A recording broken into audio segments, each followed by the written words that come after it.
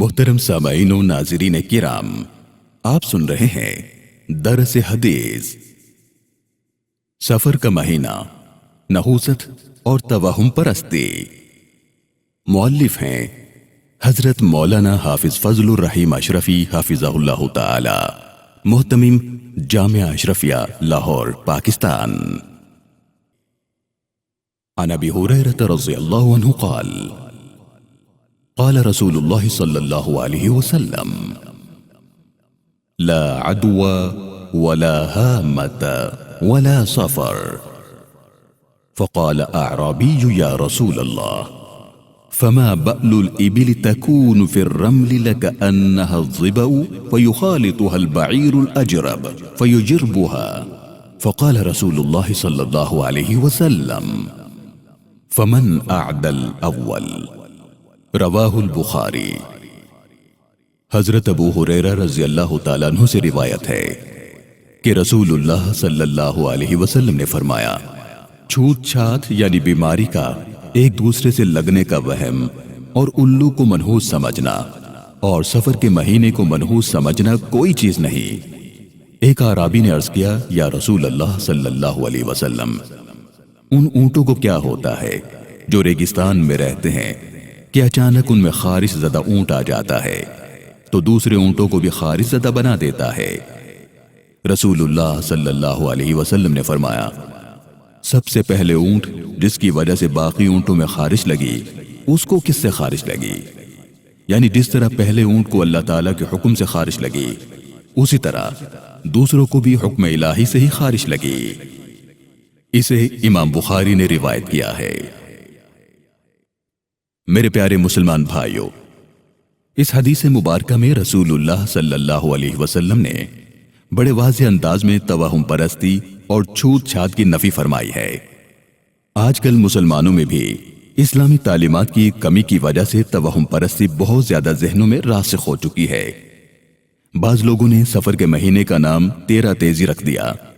بعض مقامات میں اس مہینے کی 13 تاریخ کو چنے ابال کر تقسیم کیے جاتے ہیں اور عام طور پر اس مہینے کے آخری بدھ کو متبرک سمجھا جاتا ہے، حالانکہ اسلامی شریعت میں ایسی کوئی بات نہیں۔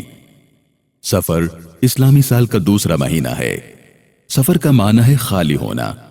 سفر کے مہینے میں چونکہ جنگ کی ممانعت تھی، جس کی وجہ سے اہل عرب یا تو گھروں میں بیٹھے رہتے یا سامان تجارت کی خریداری کے لیے اپنے گھروں سے باہر چلے جاتے، جن کی وجہ سے گھر خالی ہو جاتے، لہٰذا اس ماہ کا نام سفر پڑ گیا۔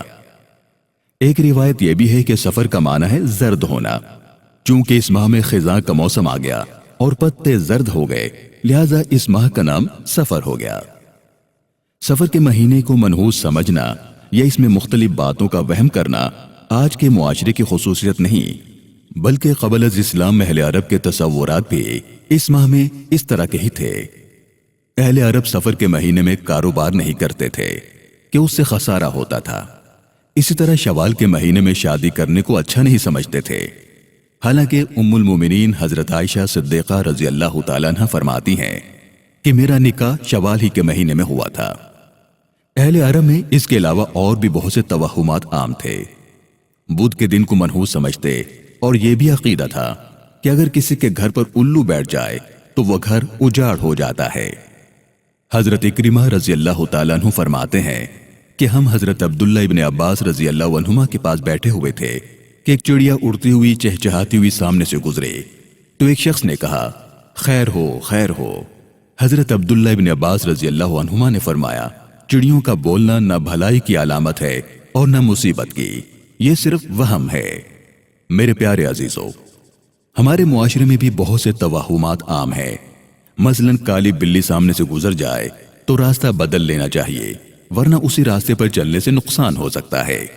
چھری گرے تو لڑائی ہو جاتی ہے، کوا بولے تو مہمان آ جاتا ہے، بائیں آنکھ پھڑکے تو بری خبر ملتی ہے، ہتھیلی میں کھجلی ہو تو دولت آ جاتی ہے، جوتی پر جوتی چڑھ جائے تو سفر پیش آتا ہے، اور اسی قسم کی بہت سی نیک اور بدشگونیاں دیکھنے اور سننے میں آتی ہیں۔ ان تمام باتوں سے رسول اللہ صلی اللہ علیہ وسلم نے منع فرمایا ہے۔ ارشاد نبوی صلی اللہ علیہ وسلم ہے، لا طیارۃ وخیرها الفأل قالوا وما الفأل قال الکلمۃ الصالحۃ یسمعها احدکم، رواہ البخاری۔ یعنی بدشگونی کوئی چیز نہیں اور بہترین چیز نیک فعل ہے۔ لوگوں نے عرض کیا فعل کیا چیز ہے؟ فرمایا وہ اچھا کلمہ جو تم میں سے کوئی کسی سے سنے۔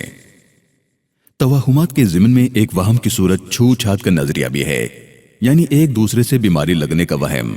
اسے عربی میں ادوا کہتے ہیں۔